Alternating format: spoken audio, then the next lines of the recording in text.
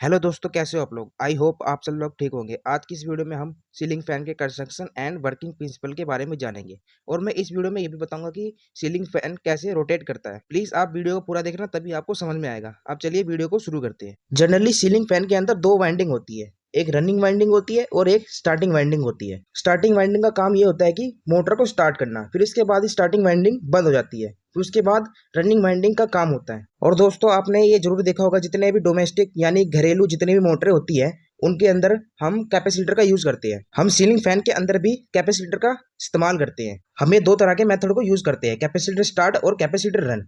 हम ceiling fan के अंदर हमेशा कैपेसिटर रन मेथड का ही यूज करते हैं। अभी दोस्तों आपको लग रहा होगा कि मैंने इसमें कैपेसिटर तो लगाया नहीं है। चलो मैं अब कैपेसिटर लगा देता हूँ इसमें।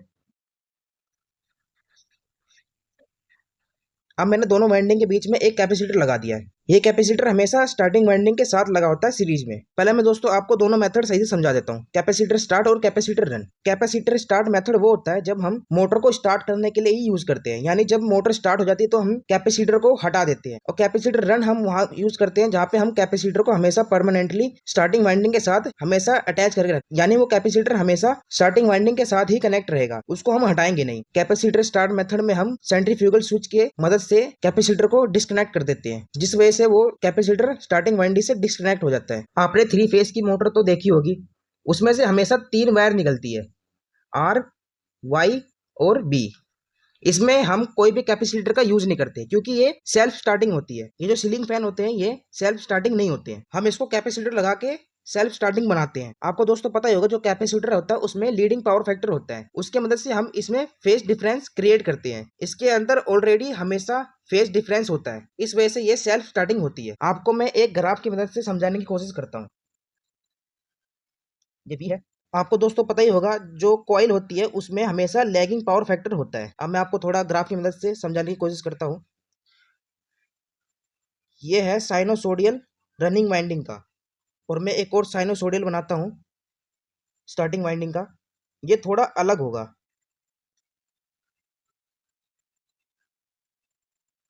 ये स्टार्टिंग वाइंडिंग का, इसके वजह से थोड़ा फेज डिफरेंस क्रिएट होगा, जिसकी मदद से हमारी जो मोटर है वो रोटेट करेगी। दोस्तों मैं आपको छोटी सी एक इन्फॉर्मेशन देना चाहता हूँ। जो रनिंग वाइंडिंग होता है, इसका जो इंडक्टेंस होता है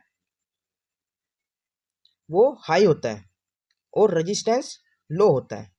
और स्टार्टिंग वाइंडिंग का इंडक्टेंस लो होता है और रेजिस्टेंस हाई होता है। जो रनिंग वाइंडिंग का इंडक्टेंस है उसके हाई होने की वजह से जो करंट है वो वोल्टेज से लैग होगी, और जो स्टार्टिंग वाइंडिंग की जो इंडक्टेंस है उसके लो होने से जो करंट है वो वोल्टेज से लीड होगा। जो स्टार्टिंग वाइंडिंग का जो उसका फेज डिफरेंस है वो थोड़ा सा ही होगा। मैं आपको एक ग्राफ की मदद से समझा देता हूँ, उससे आपको थोड़ा अच्छे से समझ में आ जाएगा। अब मैंने यहाँ पे छोटा सा एक डायग्राम बना दिया, जिसकी वजह से आपको थोड़ा समझने में आसानी होगी। अभी दोस्तों मैंने आपको बताया था, जो रनिंग वाइंडिंग का इंडक्टेंस है उसकी हाई होने की वजह से जो करंट है वो वोल्टेज से लैग होगी।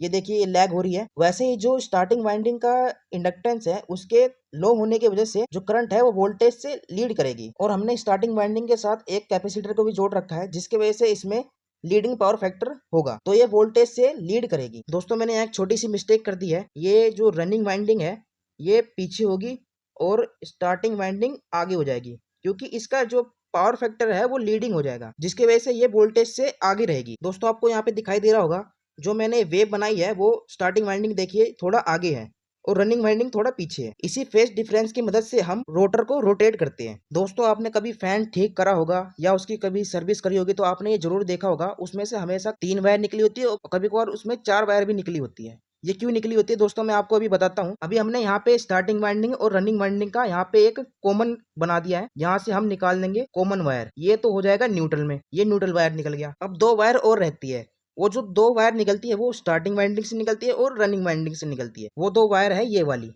ये तो रनिंग वाइंडिंग की है और ये है स्टार्टिंग वाइंडिंग की। जो वायर बाहर निकलती है वो रनिंग वाइंडिंग और स्टार्टिंग वाइंडिंग।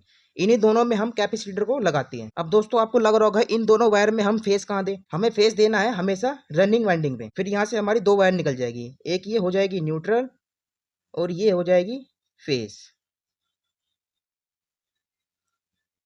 ये फेस वायर हो गया और ये न्यूट्रल वायर हो गया, और स्टार्टिंग वाइंडिंग को कैपेसिटर के साथ जोड़कर ऐसे ही छोड़ देंगे। अब मैं दोस्तों आपको 4 वायर का सिस्टम बताता हूँ। अब मैंने यहाँ पे दोस्तों 2 वाइंडिंग बना दी है, एक रनिंग वाइंडिंग है और एक स्टार्टिंग वाइंडिंग है। अब 4 वायर के हमें कनेक्शन कैसे करने हैं, पहले हमें इन दोनों वाइंडिंग का रेजिस्टेंस चेक करना पड़ेगा। अब मैंने दोस्तों आपको यहाँ बताया था, जो रनिंग वाइंडिंग होता है उसका हमेशा रेजिस्टेंस कम होगा और इंडक्टेंस हाई होगा, और जो स्टार्टिंग वाइंडिंग होता है उसका हमेशा रेजिस्टेंस हाई होता है और इंडक्टेंस कम होता है। ऐसे हम इसमें भी देखेंगे, जो रनिंग वाइंडिंग होगा उसका हमेशा जो रेजिस्टेंस होगा वो कम होगा, सॉरी कम होगा, और जो स्टार्टिंग वाइंडिंग है उसका जो रेजिस्टेंस होगा हमेशा हाई होगा। इसमें हम क्या करते हैं, जो सीरीज लैंप होता है हम उससे चेक कर लेते हैं, कभी कभार जो मल्टीमीटर होता है हम उससे भी चेक कर सकते हैं, नहीं तो हम सीरीज लैंप से भी इसको चेक कर सकते हैं कि किसका रेजिस्टेंस कम है और किसका रेजिस्टेंस ज्यादा है। अगर आप सीरीज लैंप को रनिंग वाइंडिंग के साथ लगाओगे, यानी जो 2 वायर निकलेंगी उसमें हम सीरीज लैंप लगाएंगे, तो जो रनिंग वाइंडिंग का जो रेजिस्टेंस होगा कम होने की मदद से सीरीज लैंप होगा वो ग्लो करेगा हाईली, मतलब जो उसकी ब्राइटनेस होगी सीरीज लैंप की वो तेज होगी। अगर हम स्टार्टिंग वाइंडिंग के साथ हम चेक करेंगे, यानी जब दोनों वायर बाहर निकले होंगे इसके स्टार्टिंग वाइंडिंग के, जब उसमें हम सीरीज लैंप लगाएंगे तो उसका जो सीरीज लैंप का जो ब्राइटनेस है वो कम जलेगा, यानी उसकी जो ब्राइटनेस होगी बहुत कम होगी।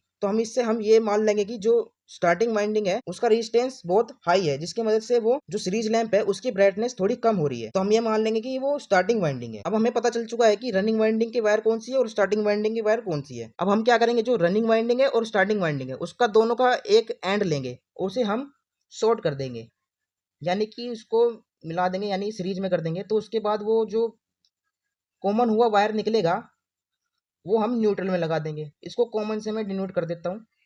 अब बची 2 वायर, अब इन दोनों वायर में हम कैपेसिटर को लगा देंगे। यहाँ पे मैं कैपेसिटर लगा देता हूँ, ये कैपेसिटर लग गया। अब हम फेस वायर किस में देंगे, हमेशा रनिंग वाइंडिंग में। यहाँ हमने रनिंग वाइंडिंग कर दिया और यहाँ पे हम फेस वायर लगा देंगे। आई होप आपको इसकी सारी वायरिंग समझ में आ गई होगी। अगर आपको ये वीडियो अच्छी लग रही है तो प्लीज इस वीडियो को लाइक कर देना और इस चैनल को सब्सक्राइब कर देना। जनरली जो हमारे सीलिंग फैन होते हैं उसमें हम हमेशा 2.5 माइक्रोफैराड का कैपेसिटर लगाते हैं, 2.50 माइक्रोफैराड इसका हम कैपेसिटर लगाते हैं। अब इसकी वैल्यू हम जितनी बढ़ाते जाएंगे इसमें वोल्टेज डिफरेंस बढ़ता जाएगा, जिसके वजह से जो रोटर है वो रोटेट करने लग जाएगा हाईली स्पीड में। अब मैं आपको थोड़ा फेज डिफरेंस के बारे में बता देता हूँ, मतलब कि दोनों फेसों के बीच में डिफरेंस। दोस्तों आपको पता ही है, जो आर वाई बी होता है यानी 3 फेस होते हैं उसमें हमेशा फेस डिफरेंस होता है, मतलब कि आर फेस ऑन होता है तो वाई फेस बंद होता है, जब वाई फेस ऑन होता है तो बी फेस बंद होता है। इसी तरीके से इसमें ऑन ऑफ की स्विचिंग होती रहती है। ऐसी हमें इन दोनों वाइंडिंग के साथ भी करना है, जब रनिंग वाइंडिंग ऑन हो तो स्टार्टिंग वाइंडिंग ऑफ हो, जब स्टार्टिंग वाइंडिंग ऑन हो तो रनिंग वाइंडिंग ऑफ हो। इसी तरीके से हम इसमें फेस डिफरेंस करके हम सीलिंग फैन के रोटर को रोटेट करवाते हैं। अब दोस्तों मैं आपको थोड़ा इजी वे में समझा देता हूँ। जब रनिंग वाइंडिंग स्टार्ट होती है तो वो थोड़ा इस तरफ को थ्रस्ट देगी, और जब स्टार्टिंग वाइंडिंग ऑन होगी तो वो इस तरफ को थ्रस्ट देगी। थ्रस्ट मतलब कि इसको थोड़ा धक्का देगी, जिसकी वजह से जो रोटर है ये रोटेट करने लग जाएगा। इसी तरीके से इन दोनों वाइंडिंग के बीच में ऑन ऑफ की स्विचिंग होती रहेगी और इस रोटर को रोटेट कराती रहेगी, जिसकी मदद से जो सीलिंग फैन का रोटर है वो रोटेट होता रहेगा। तो दोस्तों आपको कैसी लगी ये वीडियो? अगर आपको ये वीडियो अच्छी लगी तो प्लीज इस वीडियो को लाइक कर देना और इस चैनल को सब्सक्राइब कर लेना। ऐसे ही मिलेंगे किसी और वीडियो में, जब तक के लिए बाय बाय।